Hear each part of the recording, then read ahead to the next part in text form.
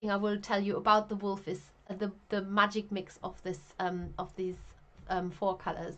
It really took me by surprise, even though I've worked with this wool for years and years and years, probably over 10 years, just how the mix suddenly turns into a complete wolf pelt that I hadn't expected.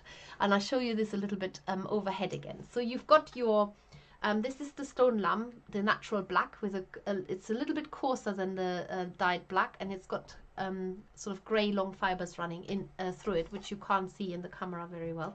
This is our Gotland Island, a natural grey. That's how the sheep walks around the sheep, looking like looking like that. This is our Caracol Merino, so it has got half merino and half Caracol. It's a natural color as well. And then you've got your Lanolin Rich. These are the 4 colors that you work all the time in mixing into these amazing so authentic. This becomes so authentic, and then you're just playing with making it a little bit darker by using more black, or making it grayer by using a bit more grey, or browner by making it a bit more brown. But these are the 4 colors that you're constantly mixing, and we tell you exactly how to do that in the instructions, but I'll just give you a little flavor of how these could. I'm just using those 3 now.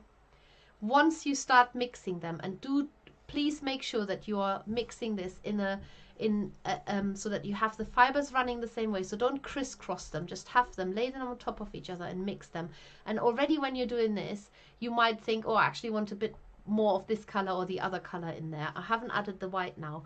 And then when you're laying it onto the wolf, and I'll show you on this one here, lay it on so that it goes in the direction of how you imagine the fur to grow. So it's not this way, you know, it is so it's like you stroke a dog. That's the direction of how you want the fur to go. Of course, when you're doing the top of the legs, then it is a different direction, because that's how the fur runs down here.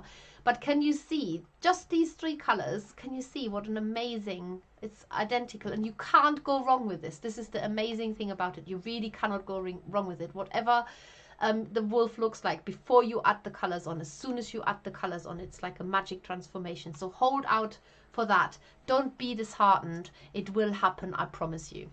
And that's the wolf. And then obviously you get your background, and that's just needle felting onto the background. We have given you sort of, if you want to use a different silhouette of anything sitting in the tree, but we have given you just some basic shapes of an owl and of a raven.